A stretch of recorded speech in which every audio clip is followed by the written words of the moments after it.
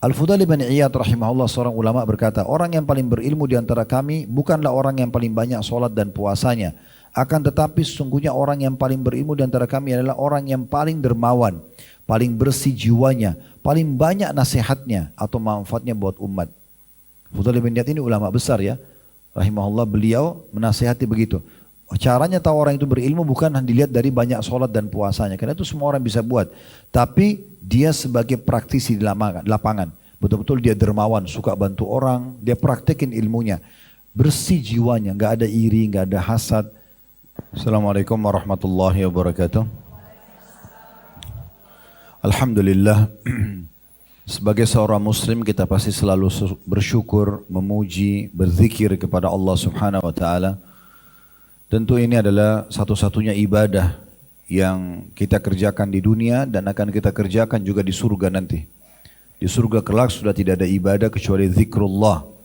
Tidak ada lagi sholat, tidak ada puasa, tidak ada jihad.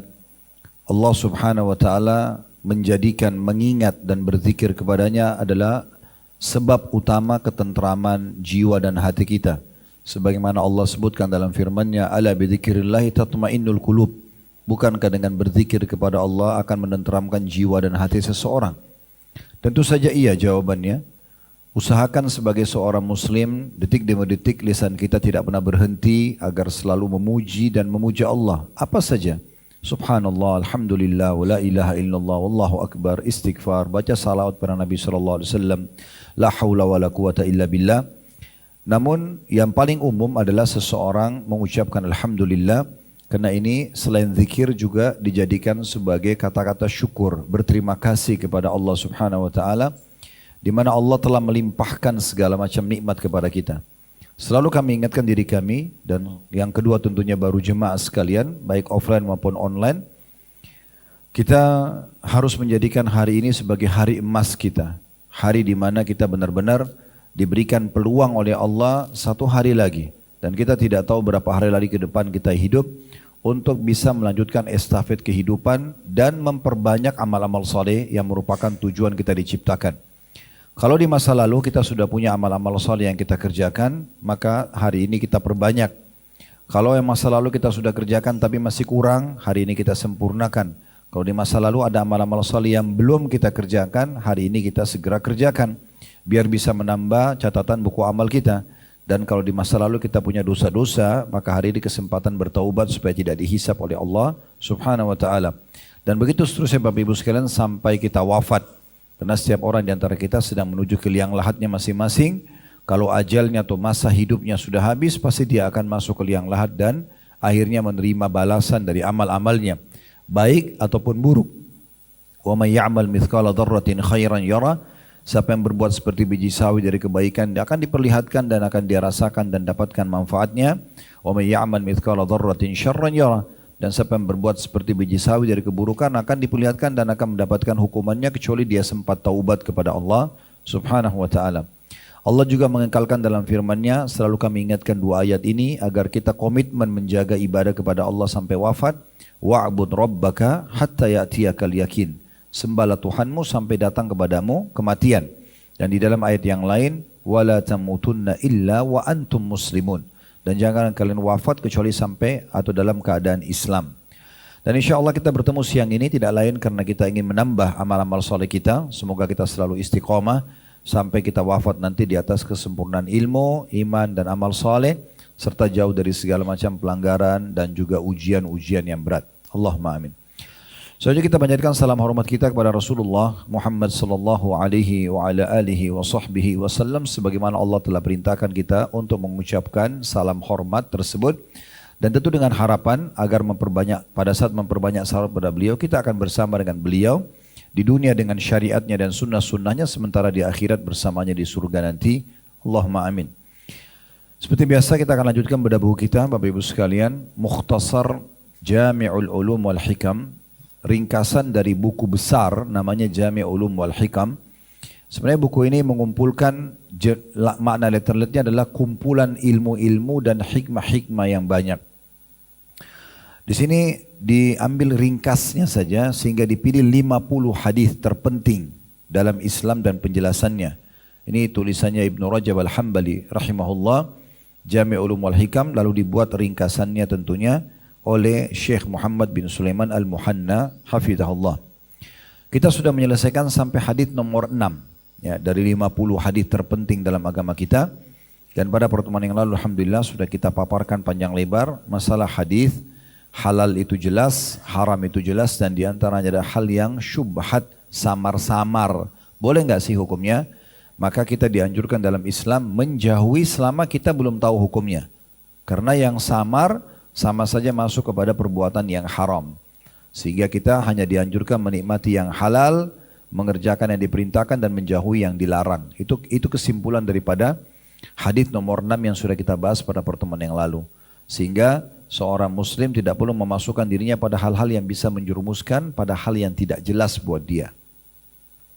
Hadis ketujuh ini, Bapak Ibu sekalian, yang kita bahas pada hari ini, kalau pegang bukunya di halaman 69, itu membahas juga salah satu hadis yang diberikan julukan oleh para ulama seperempat agama Islam.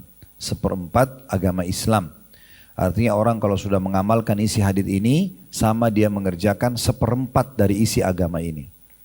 Saya akan bacakan hadisnya, berbunyi an Tamim ad-Dari radhiyallahu anhu, anna Nabiy sallallahu alaihi wasallam qala ad-dinun nasihatu thalathan. Qulna liman ya Rasulullah? Ya Rasulullah, qala lillahi wa li kitabihi wa li rasuli wa li aimmatil muslimina wa ammatihim. Dari Tamim ad-Dari radhiyallahu anhu bahwa Nabi sallallahu alaihi wasallam bersabda sebanyak 3 kali. Agama itu isinya semua nasihat, atau agama itu nasihat. Lalu kami bertanya para sahabat, untuk siapa?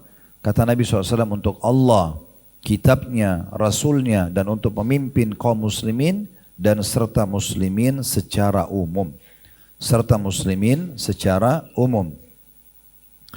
Hadits ini Bapak Ibu sekalian, ya, hadits yang pendek tetapi memiliki makna yang sangat luas. Kita lihat misalnya di situ yang pegang bukunya ada Al-Hafidh Abu Nuaim. Ini salah satu kata atau nama ulama. Al-Hafidh maksudnya adalah julukan bagi orang-orang yang memiliki hafalan dan ilmu yang luas. Ya. Abu Nuaim rahimahullah berkata, hadits ini memiliki kedudukan yang tinggi. Muhammad bin Aslam At-Tusi rahimahullah menyebutkan bahwa hadits ini mengandung seperempat agama. Ini yang tadi kita sebutkan ya. Jadi dia mengandung seperempat agama.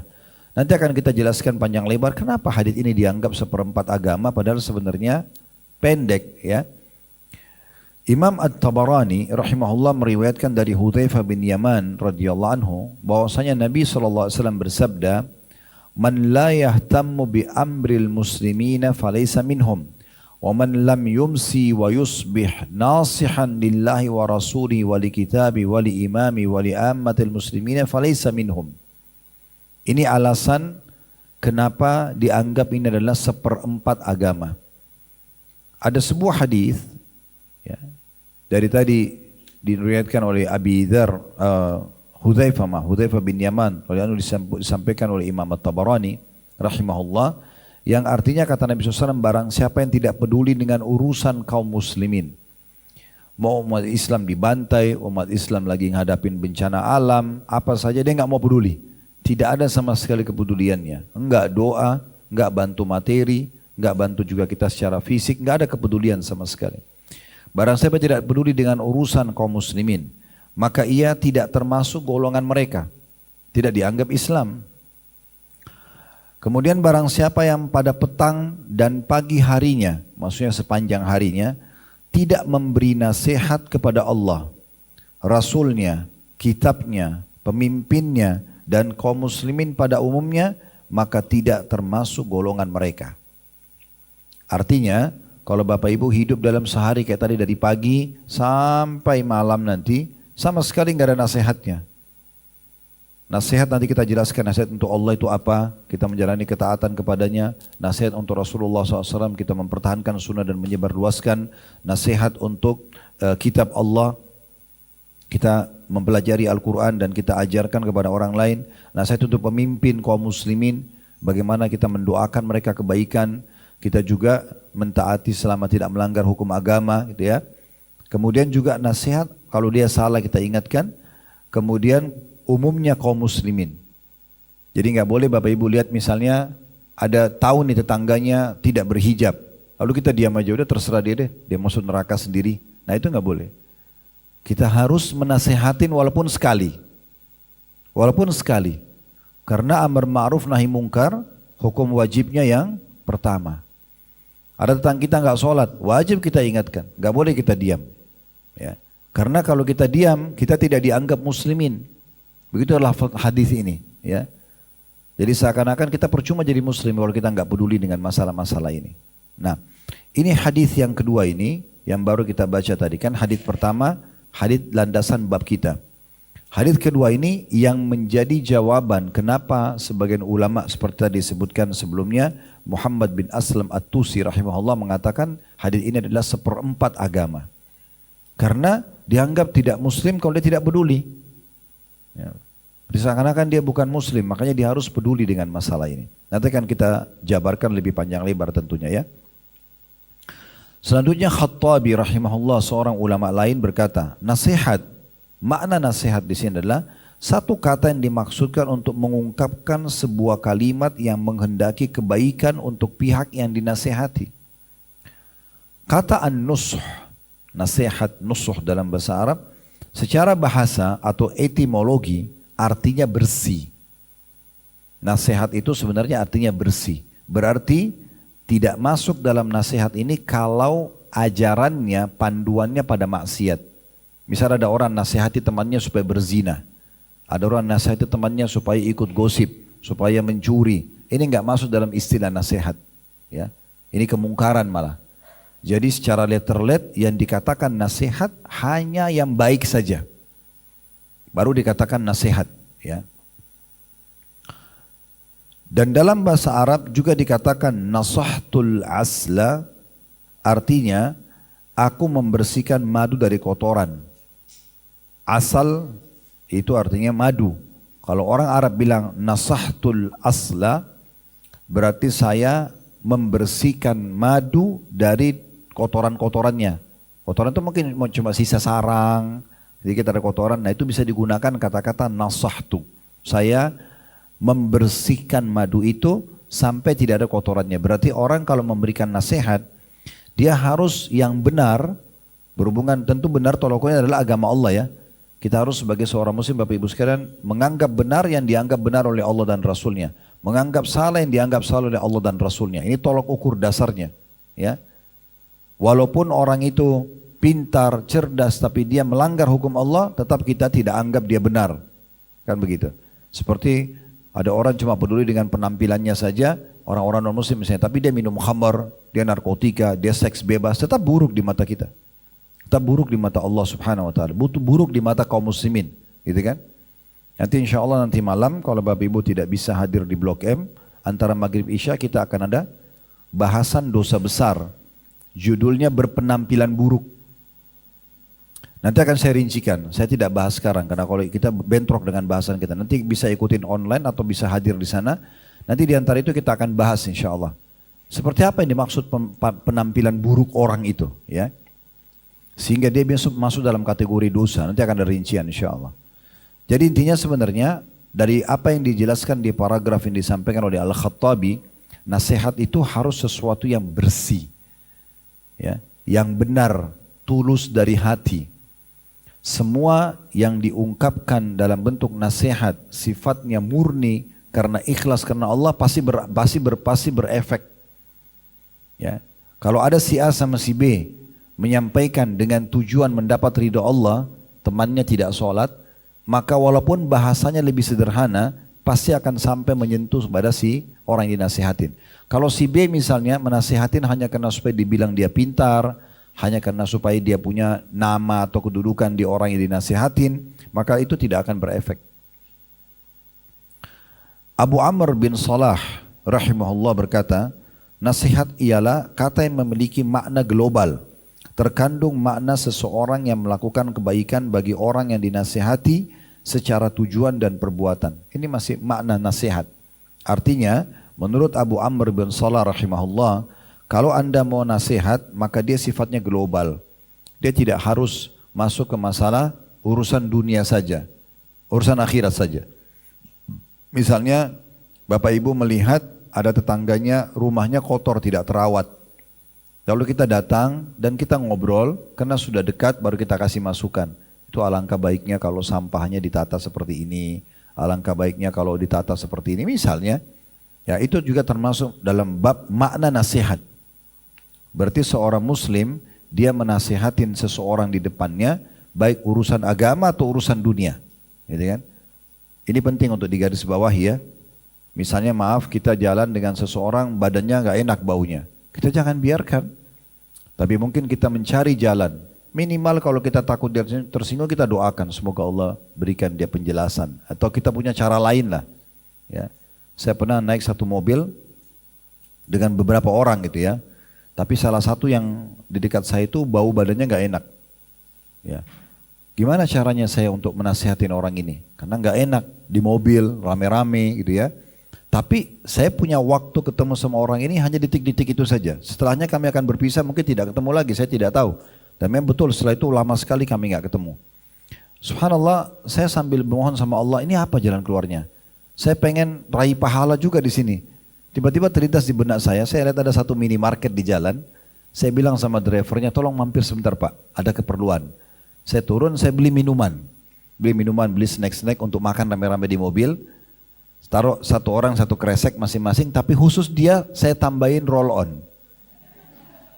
Iya, saya tambahin roll on, gitu kan, sama ada saya kasih juga ada parfum, saya beli.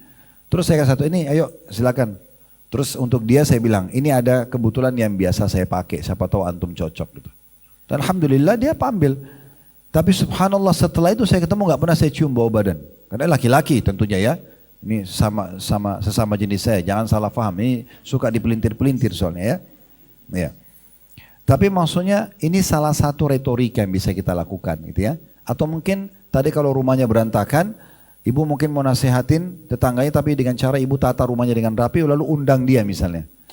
Undang ke rumah, ngobrol-ngobrol, biarin dia lihat itu taman yang rapi, biarin dia lihat nataan rumah, ruang tamu, mungkin dapat hidayah karena itu. Ya, itu salah satunya. Jadi banyak sekali celah kita bisa dapat faedah, ya, pahala maksud saya dari nasihat seperti ini. Itu apalagi kalau urusan agama ya, apalagi kalau sampai tidak sholat, tidak puasa, nah itu memang kita harus menyampaikannya dengan retorika yang sederhana saja. Yang penting kalau kita niatkan karena Allah tadi saya bilang pasti akan sampai pesannya ya. Kalau ibu dan bapak masih menghubungkan dengan masalah urusan dunianya, hanya karena supaya bisa punya kedudukan di sisi dia atau hanya supaya orang lihat kita menasihati, maka itu tidak akan berefek. Selanjutnya di paragraf yang di bawah kalau yang pegang buku, nasihat untuk Allah Subhanahu wa taala ialah dengan mentauhidkannya. Sekarang sudah masuk rincian hadis. Perhatikan lafaz hadisnya ya, saya ingatkan kembali. Kan lafaz hadis kita dari Tamim ad-Dari radhiyallahu anhu, beliau mengatakan bahwasanya Nabi SAW bersabda, ad-dinun nasiha thalathan.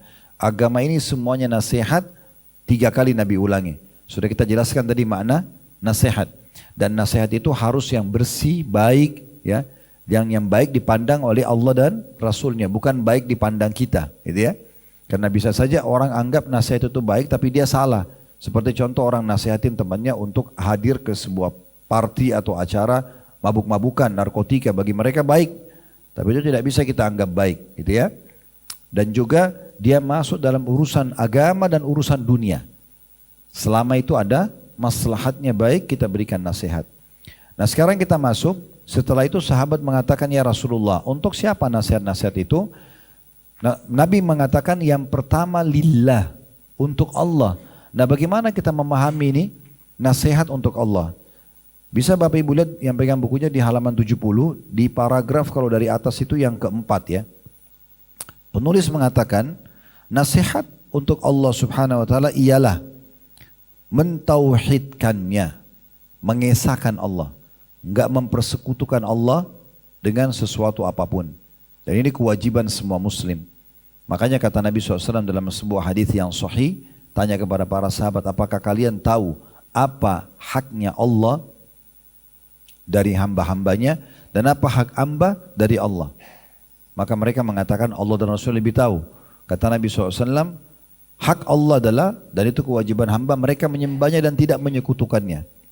Kalau mereka lakukan itu, hak mereka dari Allah adalah Allah akan masukkan mereka ke dalam surga.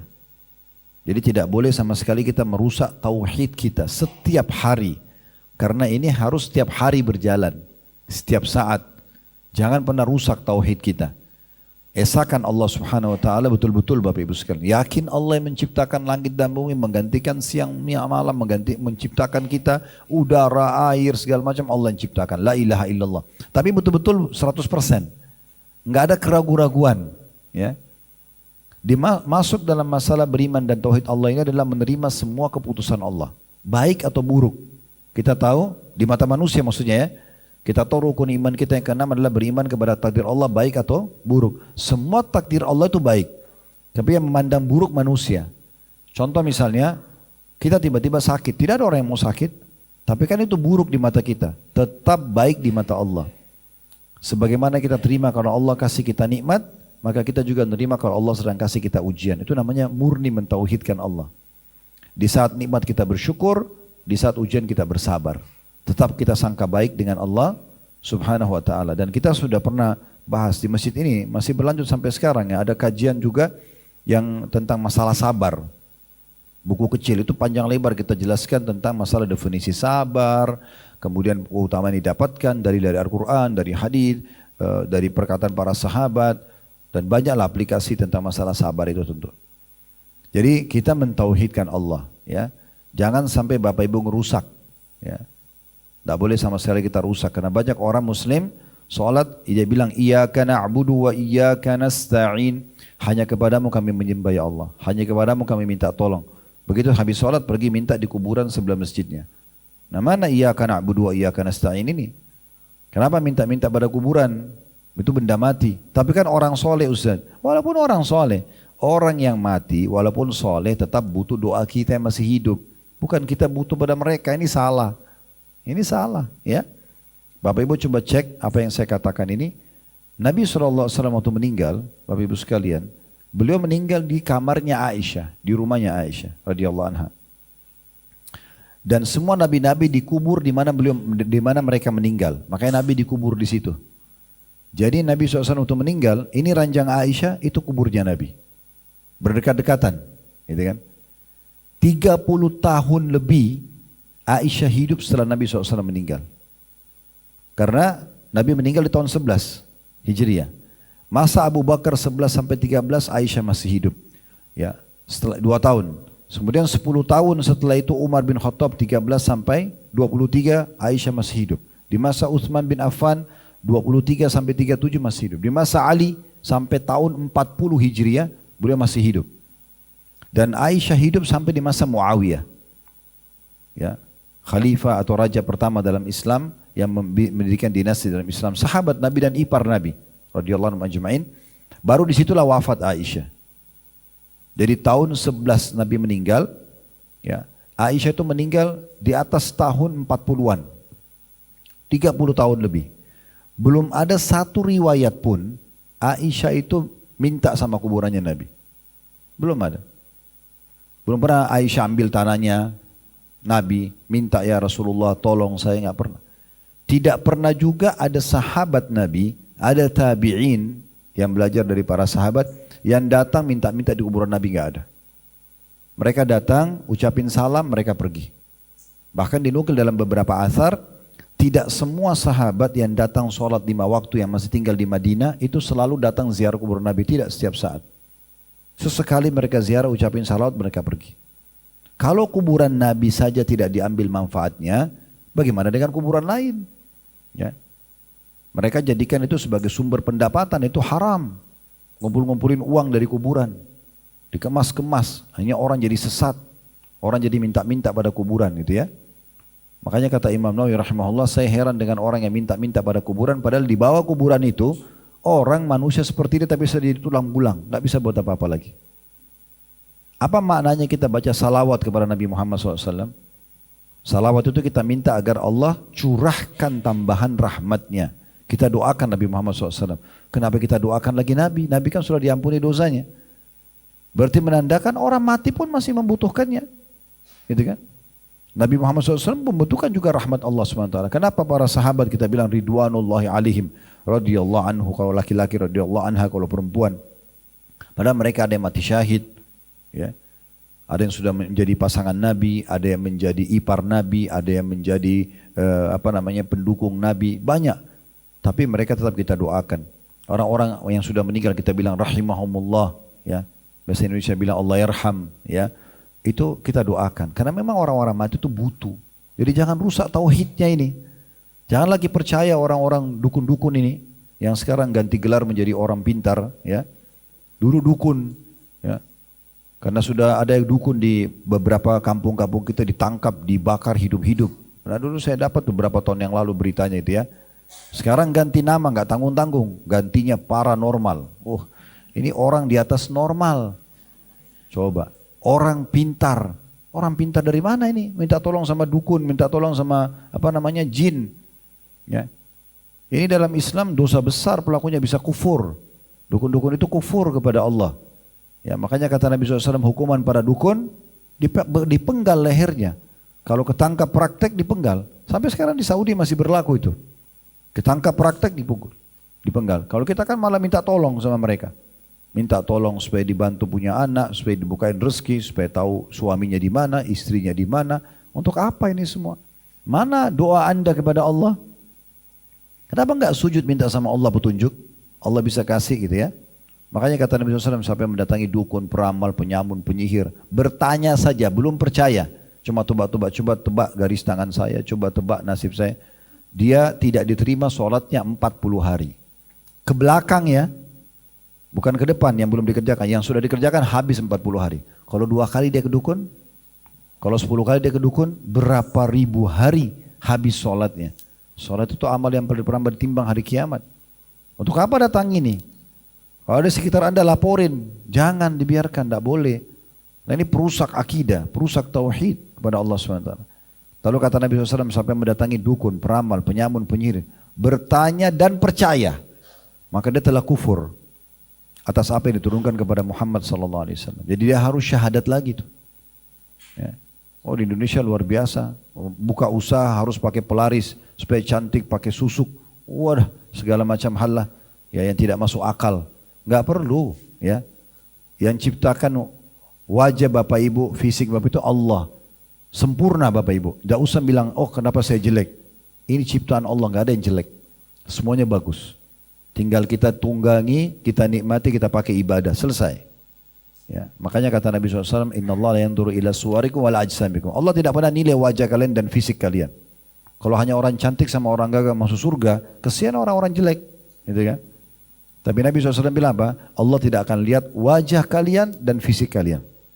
Walakin yanzuru ila qulubikum wa amalikum. Tapi Allah melihat hati kalian dan amal kalian. Itu yang paling penting. Ya. Makanya teman-teman sekalian hati-hati sekali. Ini jangan sampai dianggap remeh. Jangan percaya bintang-bintang, ramalan-ramalan. Ya. Udah lupain aja tuh. Kamu lahir bulan apa? Bulan Mei. Oh bintangnya Taurus. Oh ini Sagittarius. Ini Gemini. Percayalah ramalannya. Ya. Nggak boleh Bapak Ibu saya percaya itu dewa-dewanya orang-orang Yunani dulu, nggak boleh. Hanya Anda undi nasib Anda, oh warna kesukaannya ini, oh jodohnya begini, rezeki. Kenapa diramal? Udah jalan aja, bismillah tawakkal Allah, ikhtiar lalu rezeki kita sudah datang kok. Sudah tercatat semuanya. Dan sekian banyak hal-hal yang harus hati-hati, ya. Harus hati-hati sekali. Jadi jangan semuanya dijadikan sebagai sebuah pegangan atau kepercayaan, ini bahaya, ya. Jadi harus hati-hati sekali. Dan banyak hal, ya, ini masalah tauhid ini sudah banyak sekali kami bahas di kajian bedah buku Minhajul Muslim, di kajian buku tentang kitab tauhid, itu ada semua di playlist YouTube, Bapak Ibu bisa dengarkan. Jadi nasihat untuk Allah SWT adalah yang paling pertama mentauhidkannya, betul-betul memurnikan ibadah kepada Allah, selesai, enggak pernah ibadah kepada makhluk, ya, selalu mengikuti syariatnya. Kemudian dikatakan menyifatinya dengan sifat-sifat kesempurnaan dan keagungan. Kita imani semua nama-nama dan sifat Allah apa adanya Bapak Ibu sekalian. Jangan pernah dialih-alihkan, jangan interpretasi, jangan ditakwil, ya, jangan ditolak, jangan diserupakan dengan makhluk. Contoh misalnya, Allah bilang dalam Al-Quran, Yadullahi fauqa aidihim, tangan Allah di atas tangan-tangan mereka. Ya sudah kita imani apa adanya, nggak usah dibayangkan sama dengan tangan makhluk. Ada sebagian kelompok bilang, oh kita nggak boleh bilang tangan Allah itu kita harus takwilkan. Kita harus alihkan maknanya, interpretasikan itu adalah maksudnya kekuatan Allah atau yang lainnya.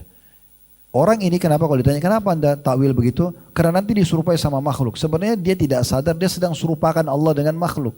Kenapa terus anda bayangkan sama dengan Allah? Allah ciptakan tangan manusia beda, tangan jin beda, tangan hewan-hewan beda. Allah maha sempurna. Kita imani sifat Allah maha sempurna, tidak sama dengan makhluknya. Ya kan? Contoh misalnya dikatakan tentang sholat tahajud. Hadis yang masyhur. Kalau tertinggal sepertiga malam, Allah turun ke langit bumi. Allah turun ke langit bumi. Perhatikan, begitu hadisnya. Lalu Allah bertanya kepada para malaikat, adakah yang minta ampun saya maafkan, adakah yang punya hajat saya penuhi, adakah yang minta tolong saya tolong. Kita harus imani apa adanya. Allah turun ya Allah turun. Bagaimana dengan kemahasempurnaannya? Gak usah kita jauh ke sana. Kita cukup imani apa adanya karena akal kita gak sampai ke situ. Nah itu termasuk namanya memberikan hak sifat-sifat Allah yang maha sempurna. Allah turun. Ada juga hadis tentang hari Arafah. Nanti ini orang-orang yang pergi haji, gitu kan? Pada saat hari Arafah, Allah Azza wa Jal datang di hari Arafah itu. Ya, ada riwayat lain mendekat kepada penghuni hari Arafah, lalu kemudian membanggakan mereka di depan para malaikat-malaikatnya. Allah bangga, Allah kagum, Allah gembira, Allah marah. Semua kita imani, tapi tidak boleh disamakan dengan makhluknya. Itu harus kita yakini begitu ya. Nah ini juga sama. Ini berarti kita nasihat untuk Allah. Kita mempertahankan semua itu. Jadi kita mensifatinya, N-nya itu kata ganti Allah besar ya. Dengan sifat-sifat sempurna dan keagungan tanpa diserupai dengan makhluk. Tanpa ditolak juga nama-nama itu dan sifat-sifat itu. Tentu banyak sekali contoh-contoh dalam masalah ini ya. Kemudian mensucikannya dari keburukan dan sifat-sifat yang menyelisih kebaikan. Tidak ada sifat buruk bagi Allah. Seperti orang Yahudi bilang, ya, Innallah fakirun wa nahnu agniya. Mereka bilang Allah itu fakir, kami yang kaya. Itu diantaranya Allah sebutkan itu ya. Terus kemudian orang Nasrani mengatakan Allah punya anak, ya. Itu Allah murka dengan kata-kata seperti ini. Ini nggak boleh. Jadi nggak ada sifat kekurangan bagi Allah. Sifatnya semua sempurna, ya. Allah tidak punya anak, makanya dipangkas. Allah itu Samad, yang segala satu bergantung padanya. Lam yalid walam yulad, tidak beranak, tidak diperanakkan, tidak ada keturunan, tidak ada orang tuanya. Karena kalau dibilang ada orang tua Allah, berarti siapa yang terus nih ke atas, kakek, nenek dan seterusnya. Allah tidak punya keturunan, kalau ada keturunan Allah, siapa keturunan lanjutannya? Makanya Allah itu esa, tunggal dan tidak butuh pada siapapun. Walam yakul lahu kufuwan ahad. Allah tidak butuh pada siapapun. Kemudian menjauhi kemaksiatan. Jadi termasuk anda kalau amalkan hadis ini, anda jauhi semua pelanggaran. Karena anda tahu Allah melarangnya. Itu nasihat untuk Allah gitu. Ya. Kemudian melakukan perintahnya, wajib ataupun sunnah. Dalam meninggalkan, menjauhi pelanggaran ini termasuk yang makruh ya. Jadi selain yang haram, yang makruh juga. Jadi Bapak Ibu usahakan jauhi semuanya. Makruh contoh minum berdiri, makan minum sambil jalan, itu kan hukumnya makruh secara fikih ya. Dikerjakan tidak berdosa, tapi kalau ditinggalkan dapat pahala gitu ya. Tapi kita tinggalkan, dan orang yang sibuk meninggalkan yang makruh, maka yang haram pasti dia akan lebih jauh. Sebagaimana juga perintah, kerjakan semua yang wajib dan yang sunnah. Orang yang sibuk kerjakan amal-amal sunnah, maka amal wajibnya terjaga. Orang yang sibuk sholat sunnah, maka sholat wajib terjaga. Orang yang sibuk sedekah, zakatnya terjaga. Orang yang sibuk puasa sunnah, puasa Ramadannya mudah. Orang yang ulang-ulang buat umroh, hajinya gampang, dan seterusnya. Kemudian dikatakan, serta perkara-perkara yang D-nya besar tuh di buku kita. Maksudnya karena kata ganti Allah ya. Serta perkara yang dia cintai dengan ikhlas. Apa yang Allah suka, apa yang Allah cintai, kita lakukan. Tentu Allah menyukai semua kebaikan-kebaikan, apapun yang dia perintahkan itu ya. Termasuk mencintai orang-orang yang dekat dengan Allah, mencintai orang-orang saleh, ya. Dan kita usahakan selalu dekat dengan mereka, orang-orang saleh, orang-orang saleha. Kata Ibnu Abbas radhiyallahu anhu, sesungguhnya orang yang menjaga haknya Allah, ibadah kepada Allah, maka Allah akan jaga dia, keturunannya, rumahnya, dan orang-orang yang di sekitar lingkungannya, sehingga mereka selalu berada dalam naungan dan perlindungan Allah Subhanahu wa taala. Kemudian dikatakan mencintai dan membenci sesuatu karenanya. Jadi kayak misalnya kita lihat ada orang soleh atau soleha, bapak-bapak misalnya lihat laki-laki soleh ibadahnya bagus, anda mencintai karena ibadahnya. Ibu-ibu lihat misalnya di majelis salim begini atau sekitar lingkungannya, Misalnya ada wanita salihah, Anda suka dia karena kesolehannya. Ini maksudnya suka karena Allah. Karena dia dekat diri kepada Allah. Dan membenci karenanya. Kita benci orang yang berzina, orang yang mencuri, orang yang buat segala macam dosa. Karena dia melakukan dosa itu. Bukan kita benci fisiknya ya. Jangan pernah benci fisik pelanggar atau ahli maksiat. Kita benci perbuatannya karena Allah. Karena kalau ada misalnya orang tukang gosip, ada pencuri, ada pezina, kemudian dia dulu kita nggak suka nih karena dia melakukan itu. Kalau kita benci fisiknya, sekarang Bapak Ibu ketemu di majelis taklim, dia sudah tobat, Bapak Ibu tetap tidak mau terima. Karena yang Anda benci fisiknya, nggak boleh benci fisik. Gak ada hubungannya fisik, kita benci perbuatannya, itu baru namanya kita mencintai seseorang karena Allah, membenci karena Allah. Kita suka dia karena amal solehnya, kita benci dia karena dosanya. Kapan dia tetap jaga amal solehnya, kita terus mencintai dia karena Allah. Kapan dia buat maksiat, kita benci karena dosanya. Kapan dia tobat, kita pindahkan benci kita kepada rasa cinta kita karena Allah. Nah seperti itu. Kemudian berjihad melawan orang-orang kafir dan yang sejenisnya. Karena Allah SWT perintahkan kita untuk berperang di jalan Allah, maka itu juga termasuk nasihat untuk Allah. Serta juga menyerukan dan menganjurkan jihad. Nah, paling tidak kita sekarang terlibat misalnya untuk teman-teman Palestina, kita terlibat dengan membantu mereka, baik dengan doa atau yang semisalnya. Sekarang kita pindah yang kedua, nasihat untuk kitabnya Allah. Bagaimana maksudnya nasihat untuk kitab Allah? Ialah beriman kepadanya, beriman kepada isi Al-Quran. Sehingga Bapak Ibu sibuk membaca, mempelajari, menghafal dan mengamalkan isi Al-Quran. Begitu, ya. Di sini dikatakan nasihat untuk kitabnya ialah dengan beriman kepadanya. Bahwasanya betul kitab Al-Quran dari Allah, mengagungkannya, mensucikannya, membaca dengan benar, melaksanakan perintah dan menjauhi larangannya, memahami ilmu dan ajarannya, mentadabburi atau merenungi ayat-ayatnya, menyerukan kepadanya, mengajak orang untuk belajar Al-Quran, membelanya dari penyimpangan orang-orang yang melampaui batas dan cacian orang-orang yang mengingkarinya. Ini semua berhubungan dengan nasihat untuk kitabnya. Jadi Bapak Ibu terima Al-Quran sebagai kitab dari Allah, baca, tadabburi, fahami isi-isinya, laksanakan, ya, amalkan isinya dan juga dihafal. Juga kita serukan kepada orang-orang lain. Dan ini bagus banget ini orang yang punya TPA atau punya pesantren tahfidz Quran gitu ya. Kalau Anda tidak punya itu minimal Anda punya partisipasi, cari tempat tahfidz Quran, Anda nyumbang Quran setiap bulan, ya. Anda bayarin listriknya kah, apalah, ya. Kita punya andil dengan Al-Quran itu, ya. Semua berhubungan dengan Al-Quran itu maka kita dukung. Semua itu masuk dalam nasihat untuk kitabnya. Tapi dimulai dari diri kita sendiri, Bapak Ibu sekalian, ya. Jangan sibuk kita suruh orang baca Quran, kita sendiri tidak baca, ya. Kita suruh orang hafal, kita sendiri tidak hafal. Dalam hafalan ini mungkin saya ringankan begini, sebulan sekali aja tambah hafalan surahnya. Tidak usah setiap hari, sebulan sekali. Juz 30 aja. Jangan inna a'taina wal asr terus. Itu. Iya. Tambah an-naba misalnya, ya. Apalah juz 30 aja deh. Sebulan sekali tambah satu surah, masa nggak bisa? Kalau kita bagi itu, misalnya 30 ayat, berarti satu hari satu ayat. Hafalnya, 1 bulan 30 ayat. Minimal tambah satu surah.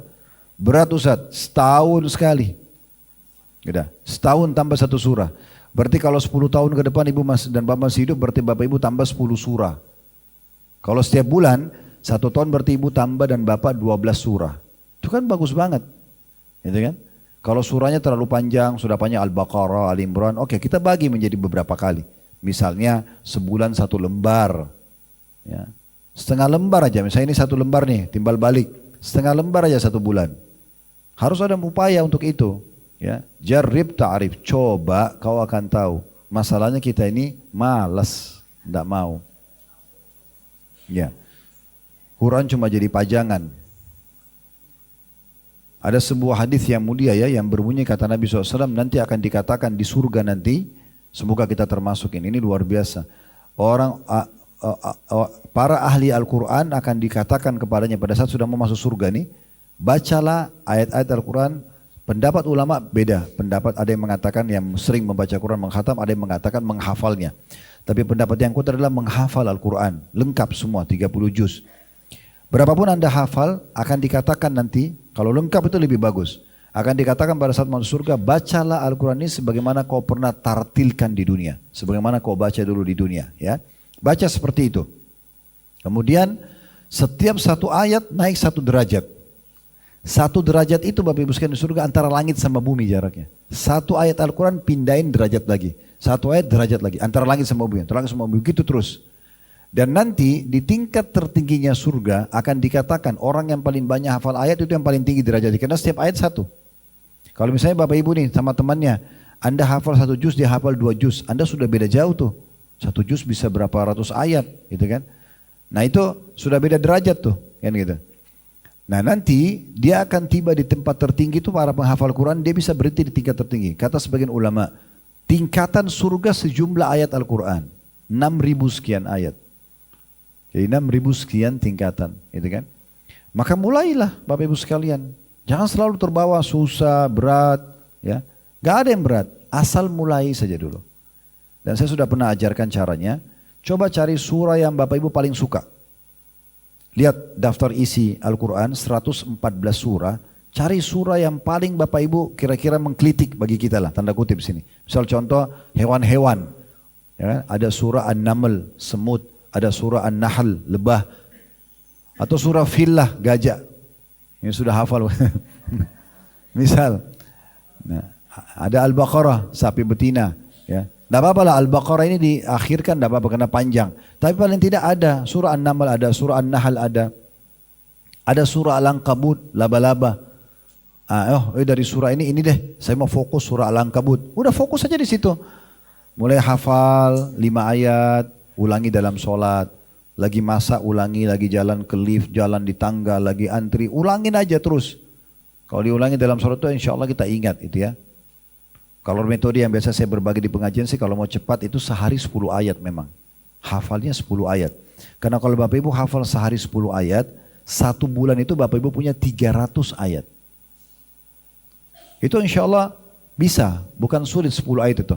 Bapak Ibu mau lebih gampang, 10 ayat bagi setiap habis sholat 2 ayat. Subuh 2, duhur 2, asar 2, maghrib 2, isya 2. 10 ayat. Pakai di sholat qobliyah, sholat ba'diyah, di rakaat sholat yang imam tidak bersuara kayak duhur sama asar, sholat duha, sholat malam, tahiyat masjid, banyak banget. Diulang-ulangi tuh.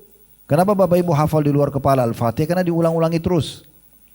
Coba, kalau Anda 10 ayat per hari, Anda bisa 1 bulan 300 ayat.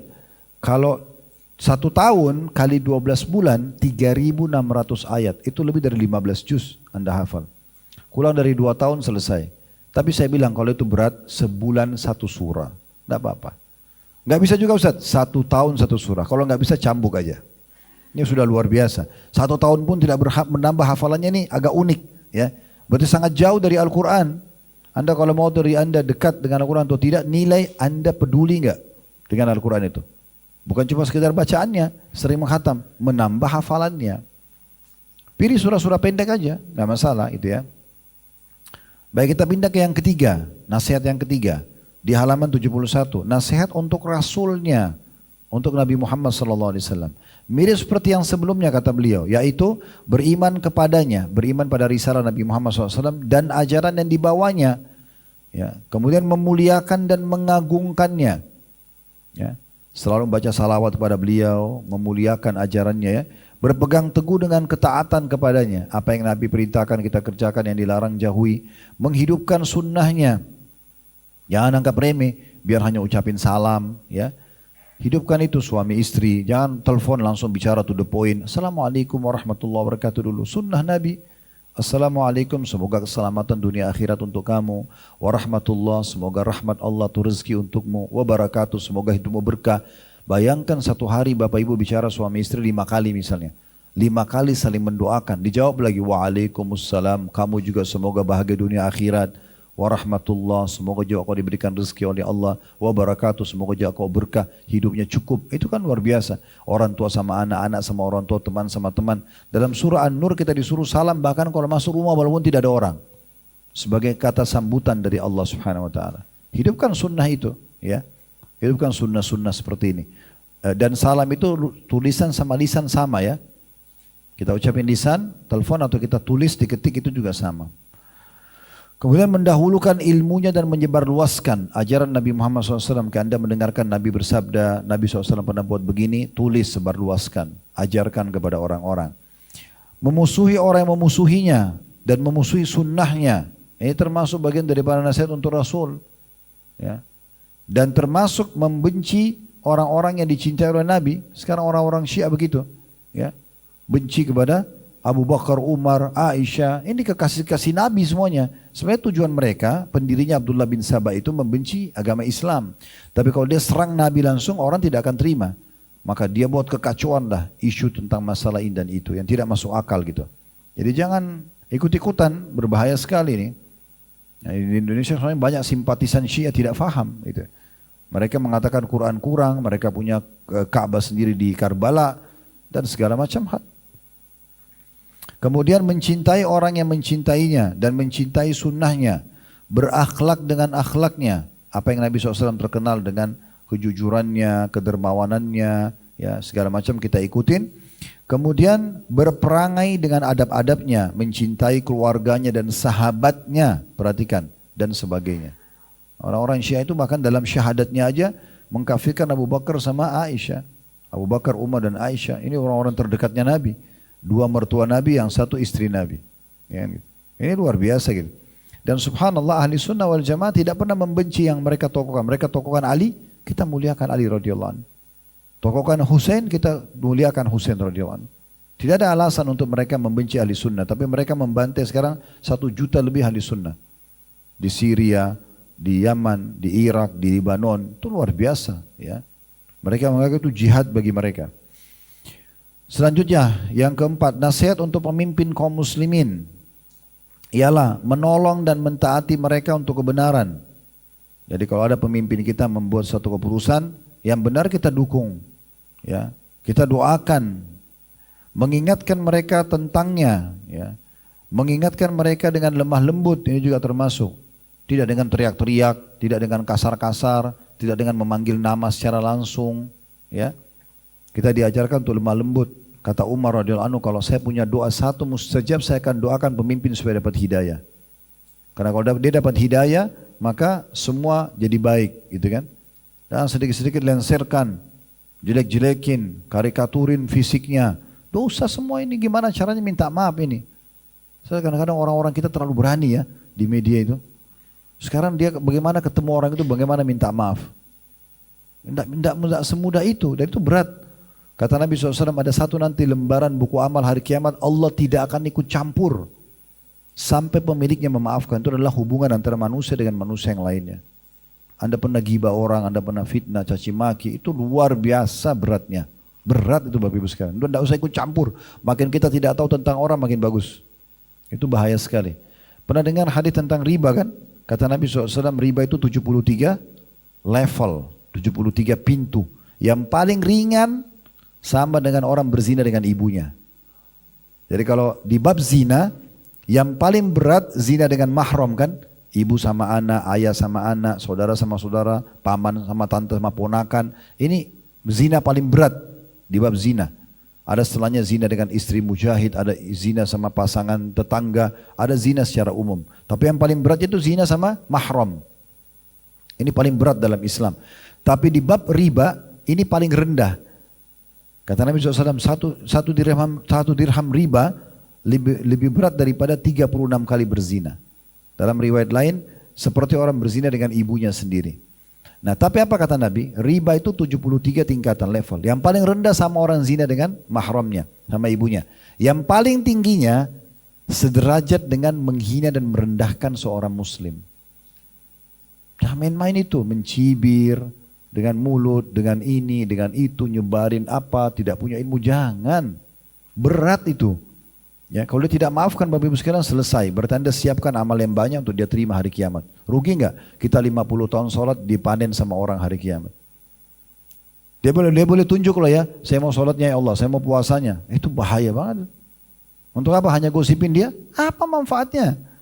Apa yang kita dapat? Badan kita tidak tambah gemuk, harta kita nggak bertambah. Ini jadi masalah. Ya. Jadi jangan masuk ke ranah itu teman-teman sekalian, itu bahaya sekali. Apalagi pemimpin ya, tak ada gunanya. Doakan kebaikan. Ya, saya lihat di Saudi itu hampir setiap Jumat teman-teman, khatibnya pasti doakan raja mereka. Pasti. Sampai hari ini kalau Ramadan, kalau Bapak Ibu ngerti bahasa Arab itu, semua kunut mereka pasti doakan rajanya. Makanya Raja Salman sampai tua itu hidup terus. Ya. Iya, didoakan semua khatib imam mendoakan. Keberkahan itu sudah tua sekali tapi subhanallah masih hidup. Didoakan supaya penggantinya juga dapat hidayah. Ya, didoakan supaya apalah mereka berikan maslahat buat negara, buat agama, buat kaum muslimin. Itu kan luar biasa itu ya. Harusnya begitu kita doakan. Kalau Bapak Ibu doakan sekarang, mulai sekarang, coba jadikan di setiap antara azan iqamah, Bapak Ibu berdoa, doakan pemimpin dapat hidayah. Selalu doakan. Kalau dia dapat hidayah betul, dia ambil keputusan baik, Bapak Ibu punya andil. Dia yang tanda tangan, dia yang realisasikan, Anda panen pahalanya. Kena dukung dengan doa. Daripada cuma tahu salahin orang, gitu kan? Tidak usah. Apalagi pilpres, pilkada, waduh, ibu-ibu juga ikut-ikutan. Lagi goreng-goreng, handphone dijepit di kupingnya, ngomong, ikut-ikutan. Ya, kamu pilih yang mana, pilih yang ini, pilih yang itu, tidak usah. Kalau Bapak Ibu mau nomor 100, nomor 200, pilih aja. Ya, nggak usah salah-salahin orang gitu ya. Bahaya masuk ghibah itu, hati-hati. Kemudian selanjutnya juga menjauhi sikap membangkang terhadap mereka. Nggak boleh kita melanggar peraturan pemerintah yang tidak bertolak belakang dengan agama. Ya. KTP, SIM, paspor, akte lahir, ijazah dan segala macam. Ikutin semuanya, rambu-rambu lalu lintas, ya. Dan mendoakan mereka agar mendapat hidayah. Ini tadi yang kita bilang, doakan. Kemudian selanjutnya, nasihat untuk segenap kaum muslimin, ini yang terakhir. Sudah kita jelaskan tadi nasihat untuk Allah, nasihat untuk kitabnya, nasihat untuk rasulnya, nasihat untuk pemimpin muslim, sudah 4. Yang kelima, nasihat untuk segenap kaum muslimin. Ialah membimbing menuju kemaslahatan mereka, mengajarkan kepada mereka urusan agama dan dunia mereka. Tadi saya bilang ya, kita bisa nasihatin muslim, urusan agamanya, dia tidak sholat, dia tidak puasa, dan urusan dunianya. Tadi saya kasih contoh sambil detail penataan rumah, apalah, bau badan, hal-hal yang gitu-gitu tuh kita sama di situ. Sedangkan nasihat untuk segenap kaum muslimin ialah dengan membimbing menuju kemaslahatan mereka, mengajarkan kepada mereka urusan agama dan dunia mereka, menutup aib mereka, bukan malah menyebarluaskan. Ya, jadi mulai sekarang berhenti dengerin gosip, berhenti, total. Jangan bilang saya tidak terpengaruh, nggak bisa. Anda dengar sedikit sudah tahu informasi tentang orang itu. Mulailah kita membicarakan. Ingat ya, ghibah itu Bapak Ibu sekalian menggunjing kalau aib itu ada pada orangnya. Kalau enggak ada berarti fitnah. Kalau ada berarti ghibah, dosa besar, enggak boleh. Apalagi kalau tidak ada jadi fitnah. Kemudian menyempurnakan kekurangan mereka. Kalau ada kekurangan kita bantu. Pasangan hidup, anak kita, pembantu rumah tangga, orang-orang terdekat. Kalau kita rasa ada yang kurang, kita nasehatin. Kasih masukan supaya dia keluar dari itunya gitu ya. Menorong mereka dari musuh, membela mereka, tidak berbuat curang dan tidak iri kepada mereka. Ini semua hak muslimin. Tidak mencurangi mereka, tidak mengambil hartanya, manipulasi data dan segala macam, tidak iri. Mereka dikasih kelebihan, bilang semoga Allah berkahi apa yang Allah kasih kepada dia. Boleh kita minta kepada Allah juga diberikan rezeki. Menginginkan kebaikan untuk mereka, sebagaimana kita menginginkan kebaikan untuk diri kita sendiri. Membenci keburukan untuk mereka, sebagaimana kita membenci keburukan untuk diri kita sendiri. Dan hal-hal yang semisalnya. Demikian sebagaimana yang disebutkannya. Di antara macam-macam nasihat kepada mereka, pada kaum muslimin adalah nasihat ya, kepada mereka untuk dengan melindungi mereka dari gangguan dan hal-hal yang dibenci. Mendahulukan orang-orang fakir. Ya, peduli dengan keadaan muslimin ya. Orang miskin kita bantu, orang kaya kita nasihatin ya. Mengajarkan orang yang tidak berilmu di antara mereka. Karena belum tahu ya sudahlah, jangan kita bilang biarin aja dia bodoh supaya tidak ada saingan saya. Enggak. Kita ajarkan kepada mereka. Menyadarkan mereka yang menyimpang dari kebenaran agar kembali ke jalan yang benar, baik dengan tindakan maupun dengan ucapan. Ada yang salah kita nasihatin, kita luruskan dengan baik. Berlemah lembut dalam menasihati mereka, mengajak mereka dengan kasih sayang. Untuk amar ma'ruf nahi mungkar, suka dan berusaha menghilangkan keburukan dari kaum muslimin, walaupun hal itu dapat mendatangkan kerugian baginya di dunia.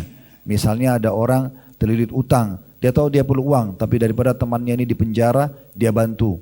Misalnya contoh, walaupun itu sebenarnya dia membutuhkannya, itu namanya yu'thiruna ala anfusihim walau kana bihim khasasa. Dalam surah Al-Hasyr, Allah puji penduduk asli Madinah dikenal dengan Ansar, mereka mendahulukan orang-orang muhajirin walaupun mereka butuh. Ya, itu termasuk pengorbanan yang baik untuk kaum muslimin, ya. Sebagaimana yang diungkapkan sebagian ulama salaf, aku ingin semua orang mentaati Allah walaupun dagingku dipotong dengan gergaji. Maksudnya dia tetap mau menyampaikan kebaikan, meluruskan kesalahan orang, ya, walaupun dia harus berkorban dirinya sendiri. Umar bin Abdul Aziz rahimahullah, salah satu raja muslimin dulu dan ulamanya muslimin. Beliau menjadi khalifah tahun 99 sampai 101 Hijriah. Beliau berkata, sekiranya aku mengamalkan kitabullah di tengah kalian dan kalian mengamalkannya, kemudian aku mengamalkan sunnah di tengah kalian, lalu salah satu anggota tubuhku jatuh, aku tetap mengamalkannya hingga akhirnya keluarnya ruhku. Maksudnya, aku akan terus menjalankan perintah agamanya Allah dan Rasul, dan aku tetap nasihatin kalian walaupun sampai aku harus berkorban. Dan itu aku lakukan sampai aku meninggal dunia. Salah satu macam nasihat yang paling utama adalah menasihati orang yang meminta nasihat dalam urusannya.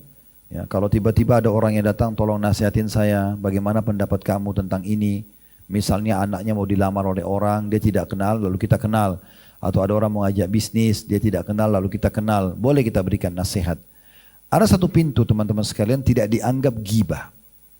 Satu pintu itu, maksudnya di dalam masalah nasihat ini ya, yaitu kalau kita misalnya ditanya oleh seseorang, bagaimana menurutmu tentang si fulan ini mengajak saya bisnis. Kita tahu nih orang yang sedang mau diajak bisnis ini orang tidak baik. Maka kita boleh sampaikan yang kita tahu saja. Kita mengatakan setahu saya orangnya tidak jujur. Udah sebatas itu saja. Setahu saya kalau mau kenal saya jangan. Karena dia punya banyak sangkutan dengan orang. Sebatas itu saja. Jangan, ini kesempatan ditanya ini. Kita ghibah juga. Nggak boleh. Tapi kalau kita hanya sekedar menunjukkan pada orang yang minta nasihat dan kalau tidak dinasehatin dia bisa terjerumus dalam kesalahan, maka kita boleh menyampaikan itu. Tapi sebatas itu saja. Gitu kan? Sama naudzubillah terjadi perceraian suami istri di pengadilan. Ya, kenapa mau cerai? Karena 1, 2, 3, 4, 5 selesai. Nggak usah bumbuin kemana-mana. Setelah selesai keluar surat cerai selesai. Gak usah lagi cerita kemana-mana di masyarakat semuanya, angkat di media segala macam, gak ada manfaatnya. Tadi mungkin kita benar jadi salah juga, ya kan? Karena terlalu banyak ngomong gitu. Ya. Nah kalau ada orang datang minta nasihat, kata Nabi SAW, "Idza stansaha ahadukum akhahu falyansah lahu." Jika salah seorang di antara kalian meminta nasihat kepada saudaranya, maka hendaklah saudaranya itu menasihatinya. Al-Fudail bin Iyad rahimahullah seorang ulama berkata, orang yang paling berilmu di antara kami bukanlah orang yang paling banyak solat dan puasanya. Akan tetapi sesungguhnya orang yang paling berilmu di antara kami adalah orang yang paling dermawan, paling bersih jiwanya, paling banyak nasihatnya atau manfaatnya buat umat. Fudail bin Iyad ini ulama besar ya, rahimahullah, beliau menasihati begitu. Caranya tahu orang itu berilmu bukan dilihat dari banyak solat dan puasanya, karena itu semua orang bisa buat.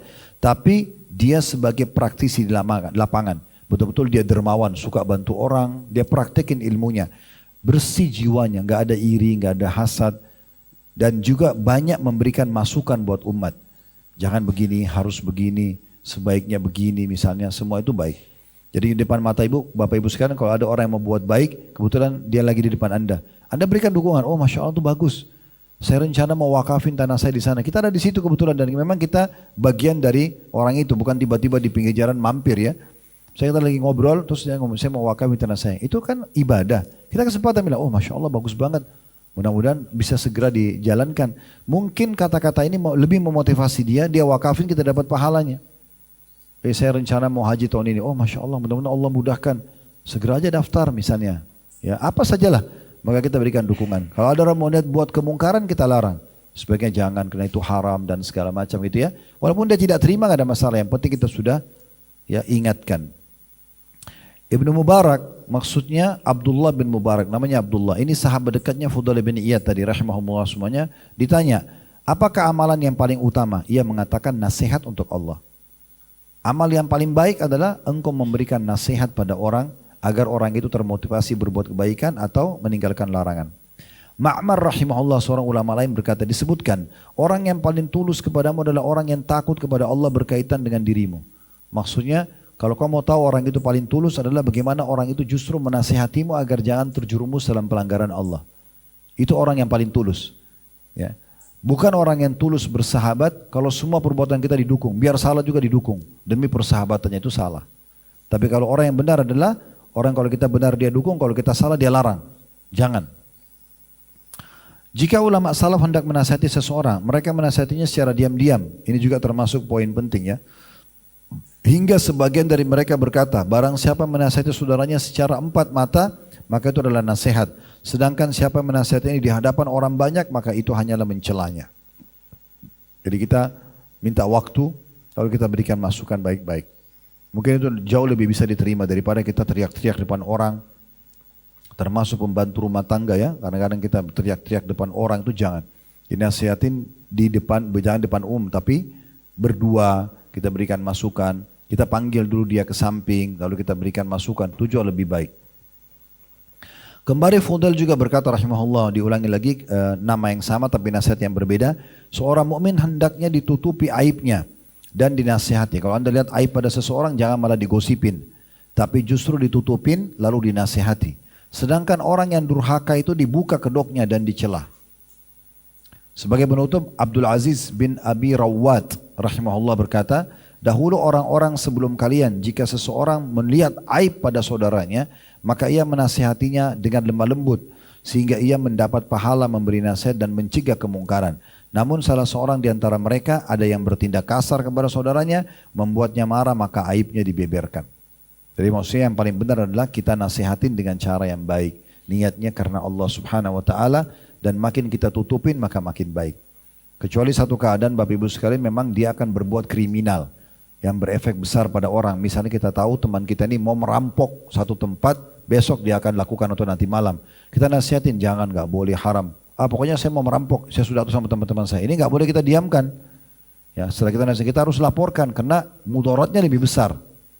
Efeknya lebih besar daripada yang lainnya. Allahu a'lam. Kalau benar dari Allah silakan diambil dan diamalkan. Kalau salah dari kami mohon dimaafkan dan kami istighfar kepada Allah Subhanahu wa taala, dan kami mohon maaf pada teman-teman di media dan juga yang sedang hadir offline yang belum bisa dijawab pertanyaannya. Target utama adalah materi dan pertanyaan pelengkap saja, harap dimaklumi tentunya.